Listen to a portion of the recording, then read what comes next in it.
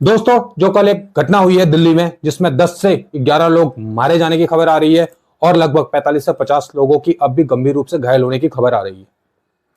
ये एक तरफ क्या इतने बड़े अटैक के बाद एक मीडिया का जो रिस्पॉन्सिबिलिटी है, अगर आपने देखा होगा, क्या वो वैसा होना चाहिए जैसा मीडिया कल से दिखा रही है।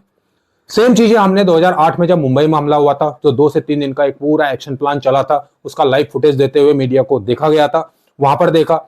सेम चीजें हमने जब हमला हुआ था हमारे संसद भवन पर, वहां पर भी मीडिया की जो ये अनुशासनहीनता थी ये देखने को मिली थी। कल भी अगर आपने देखा होगा, मैंने देखा कि जब ये घटना हुई उसके बाद जब एनएसए वहां पर डिप्लॉय हुई, वहां पर दिल्ली पुलिस डिप्लॉय हुई और वहां पे एनएसजी के जो कमांडोज थे वो डिप्लॉय हुए, तो एक कमांडो के पीछे एक मीडिया कर्मी अपना मोबाइल लेके, कैमरा ऑन करके और हाथ में माइक लेके उनके पीछे पड़े हुए। क्या सही है? इतनी संवेदनशील घटना हो रही है और आप उन पुलिस कर्मियों से या आप जो एनएस कोई भी एजेंसी वहां पे है, उन एजेंसी के लोगों के मुंह पर आप माइक घुसेड़ रहे हैं और माइक घुसेड़ के पूछ रहे कि आप क्या एक्शन ले रहे हैं। क्या लॉजिकल है? ये संवेदन जो इनकी शीलता है, इसको खत्म होने की, उसकी पराकाष्ठा की एक बहुत बड़ी मिसाल है।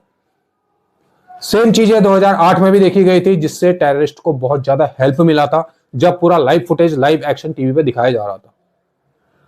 यही चीज है, उसके बाद कोई पुलिस एक्शन ले रही है या उसके बाद एनआईए की तरफ से कुछ आ रहा है या अपनी एजेंसी जो है, इंटेलिजेंस एजेंसी, वो कुछ दे रही है, तो डायरेक्ट उसको with in a minute her channel को यह पड़ा हुआ है कि हम कैसे उस इंफॉर्मेशन को आउट करें, उसे ब्रेक करें। ये इंफॉर्मेशन ब्रेक करना कहीं ना कहीं आप इसे सोच सकते हैं कि ये उसकी हेल्प हो सकती है जो इन इंफॉर्मेशन को रियल में चाहता है। आप रियल टाइम इंफॉर्मेशन नहीं दे सकते ऐसी चीजों में, संवेदनशीलता नहीं है। सरकार को इसके खिलाफ एक्शन लेना चाहिए। सरकार को चाहिए कि ऐसी घटनाओं पर, मीडिया पर थोड़ा सा एक्शन लिया जाए या उनको रिस्ट्रिक्ट किया जाए, इन चीजों से बचाया जा सके एटलीस्ट। क्यों हमेशा ऐसा होता है कि देश में जब भी कोई ऐसी घटना होती है तो हमारी मीडिया इस तरीके की हरकतें करती है? आप लाइव एक्शन आप टीवी पे दिखाते हैं, विद इन अ मिनट आपको चीजें ब्रेक करनी होती हैं, सारी इंफॉर्मेशन आपको लीक करनी होती है, इसे इंफॉर्मेशन लीक ही माना जाएगा। सारी इंफॉर्मेशन आपको ऑन द स्पॉट लीक करनी होती है सिर्फ टीआरपी के लिए। क्या टीआरपी देश से ऊपर है? शायद नहीं। आप किसी भी एक्शन को लाइव नहीं दिखा सकते।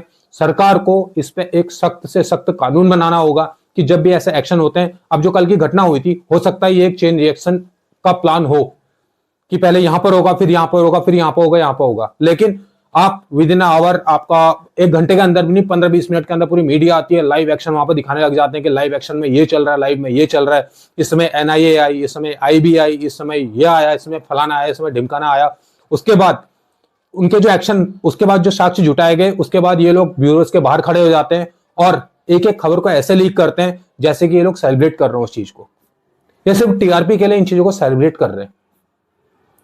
अगर कोई चीज, किसी का नाम आया या कोई एक्शन किसी पर्टिकुलर एजेंसी ने लिया, ये लोग बाहर माइक लेके खड़े रहते हैं, कैमरा लेके खड़े रहते हैं और उस पर्टिकुलर इंफॉर्मेशन को ऑन द स्पॉट लीक कर देते हैं। ऐसी संवेदनशीलता मीडिया में नहीं होनी चाहिए। आप इस तरीके से लाइव अपडेट नहीं दे सकते। आप जाने अनजाने शायद किसी की हेल्प कर रहे हैं जो इन सारी चीजों के पीछे पड़ा हुआ है, इन सारी चीजों के पीछे जिसका बहुत बड़ा हाथ है। आप हमें कमेंट में ही बताइए क्या ये सही है या गलत है, जिस तरीके से इंडियन मीडिया इस तरीके के जो इंसिडेंट है या इस तरीके की जो अटैक्स होते हैं उन पर जो अपना बिहेव करती है। ये बिहेव कहीं से कहीं तक भी एक्सेप्टेबल नहीं है, ऐसा नहीं होना चाहिए।